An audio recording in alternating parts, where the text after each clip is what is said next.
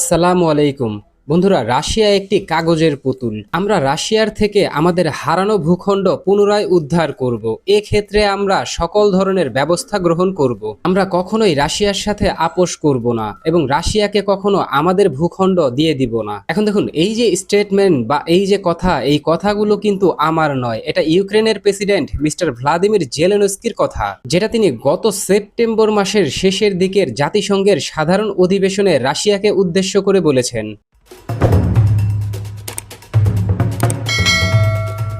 এখন দেখুন, ইউক্রেনের প্রেসিডেন্ট মিস্টার ভ্লাদিমির জেলেনস্কির এই যে আক্রমণাত্মক বক্তব্য, এই বিষয়টিকে কেন্দ্র করে কিন্তু আন্তর্জাতিক বিশ্লেষকরা বলছেন রাশিয়ার মতো অত্যন্ত শক্তিশালী একটি সুপার পাওয়ার দেশের জন্য ইউক্রেনের সাথে যুদ্ধ জয় করার বিষয়টি কিন্তু ছিল কয়েক সপ্তাহ অথবা কয়েক মাস এর মধ্যেই কিন্তু রাশিয়ার মতো শক্তিশালী দেশের পক্ষ থেকে ইউক্রেনের বিশাল অঞ্চল দখল করে নিতে পারবে।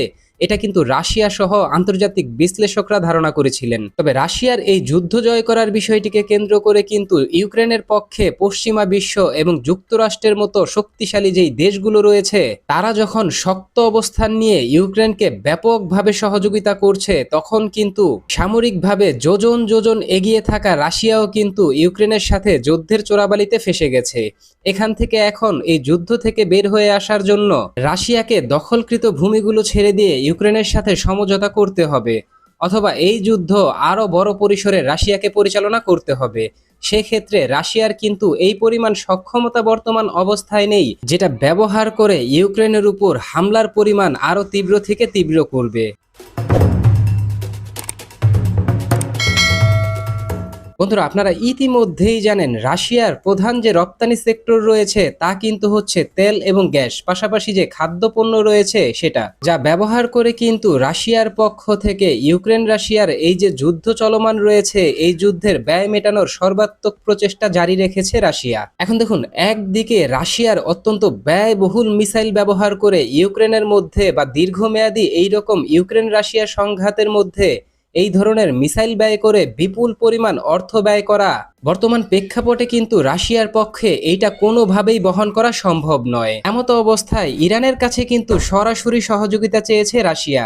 ইরান যেন তাদের যে শর্ট রেঞ্জের ব্যালিস্টিক মিসাইল প্রযুক্তি রয়েছে সেটা রাশিয়াকে সরবরাহ করে ইউক্রেন রাশিয়া যুদ্ধে রাশিয়াকে সরাসরি সমর্থন করে। তবে এক্ষেত্রে কিন্তু এবার সরাসরি নাকচ করে দিয়েছে যে তারা রাশিয়াকে নিজস্ব প্রযুক্তি এইভাবে হস্তান্তর করে কোনোভাবেই রাশিয়াকে তারা সহযোগিতা করবে না। কারণ শাহেদ 136 কামিকাজি ড্রোন প্রযুক্তি নিয়ে কিন্তু রাশিয়ার সাথে ইরানের ব্যাপক দ্বন্দ্বের তৈরি হয়েছে, যেই বিষয়টিকে কেন্দ্র করে ইরান কিন্তু কোনোভাবেই আর রাশিয়াকে বিশ্বাস করতে পারছে না। এখন দেখুন, রাশিয়ার জন্য পরিস্থিতি যখন এমন জটিল আকার ধারণ করেছে, তখন কিন্তু ইউক্রেনের পক্ষ থেকে হামলার তীব্রতা আরো বৃদ্ধি করা হয়েছে, যে বিষয়টিকে কেন্দ্র করে কিন্তু এখন রাশিয়া ব্যাপক চাপের মুখে রয়েছে অভ্যন্তরীণভাবে। একদিকে যেমন সামরিক ব্যয় বৃদ্ধি পাচ্ছে, আরেকদিকে রাশিয়ার যে রপ্তানিমুখী পণ্যগুলো রয়েছে তার উপর ভয়াবহ ইউক্রেনের হামলা, যা কিন্তু রাশিয়াকে ব্যাপকভাবে কোণঠাসা করে ফেলেছে।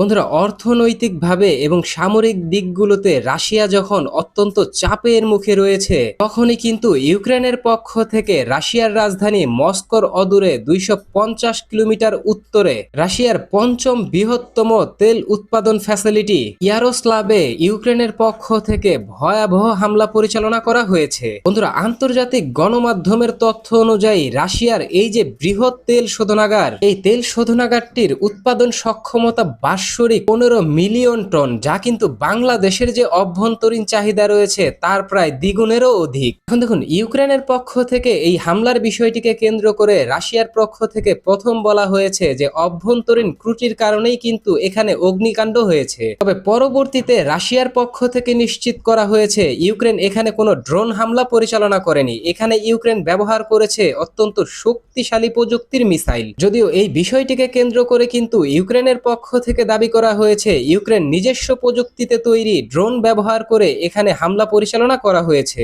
এখন দেখুন, ইউক্রেনের সীমান্তবর্তী অঞ্চল থেকে এই যে তেল ক্ষেত্র, এই তেল ক্ষেত্রের দূরত্ব কিন্তু প্রায় 1200 কিলোমিটার। তবে ইউক্রেন যেই 3 ধরনের কামিকাজি ড্রোন তৈরি করছে তার কোনোটার রেঞ্জই কিন্তু 1200 কিলোমিটার নয়। তাই নিশ্চিত করেই বলা যায় ইউক্রেন এখানে নিজস্ব প্রযুক্তিতে তৈরি কোনো ধরনের কামিকাজি ড্রোন ব্যবহার করেনি। যে বিষয়টিকে কেন্দ্র করে রাশিয়ার পক্ষ থেকে নিশ্চিত করা হয়েছে ইউক্রেন ইউরোপীয় কোনো দেশের অত্যন্ত শক্তিশালী যেই মিসাইল সিস্টেম রয়েছে তার মাধ্যমে রাশিয়ার অভ্যন্তরে হামলা পরিচালনা করেছে, অথবা ইউক্রেন এই জায়গায় যুক্তরাষ্ট্রের টমাহক মিসাইল ব্যবহার করে হামলা পরিচালনা করেছে।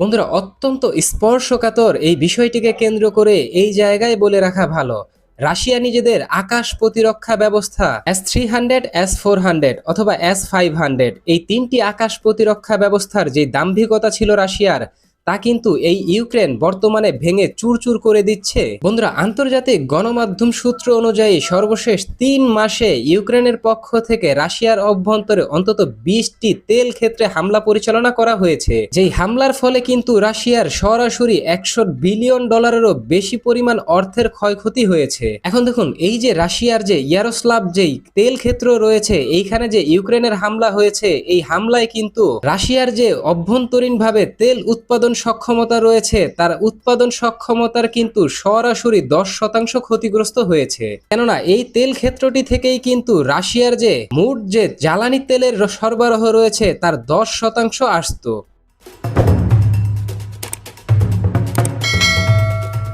বন্ধুরা, রাশিয়ার জন্য পরিস্থিতি যখন অত্যন্ত ক্রিটিক্যাল অবস্থায় রয়েছে তখন কিন্তু ইউরোপীয় ইউনিয়ন এবং যুক্তরাষ্ট্রের পক্ষ থেকে ইউক্রেনকে সমর্থন করে দেয়া হলো আরো বড় ধরনের সুবিধার প্যাকেজ। বন্ধুরা, ইউক্রেন রাশিয়া সংঘাতের পরবর্তী সময় থেকে ইউরোপ এবং আমেরিকার মধ্যে রাশিয়ার যে জব্দকৃত বিপুল পরিমাণ অর্থ রয়েছে, যার পরিমাণ কিন্তু প্রায় $350 বিলিয়ন বেশি। যদি বিষয়টিকে আরো সুস্পষ্ট করে বলি তাহলে ইউরোপের অভ্যন্তরে বর্তমানে রাশিয়ার $140 বিলিয়ন সমপরিমাণ অর্থ কিন্তু জব্দ হয়ে আছে, যেটা দীর্ঘ 3 বছর যাবত কিন্তু ইউরোপের দেশগুলো ফ্রিজ করে রেখেছে। তবে এবার যুক্তরাষ্ট্রের পক্ষ থেকে দেয়া হলো বড় ধরনের ঘোষণা। যুক্তরাষ্ট্রের প্রেসিডেন্ট মিস্টার ডোনাল্ড ট্রাম্প তিনি এক নির্বাহী আদেশে নিশ্চিত করেছেন ইউরোপীয় ইউনিয়নের দেশগুলো এখন তাদের কাছে থাকা $140 বিলিয়ন সমপরিমাণ যেই অর্থ, মানে রাশিয়ার জব্দকৃত অর্থ, তার থেকে কিন্তু ইউরোপীয় ইউনিয়ন প্রতি মাসে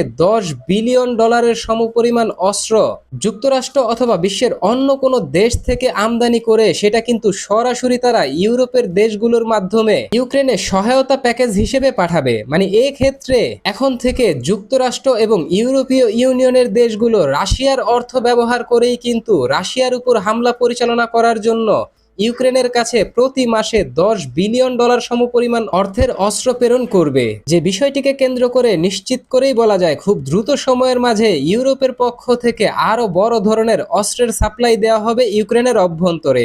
তখন কিন্তু রাশিয়া আরো বড় ধরনের চাপের মুখে পড়বে।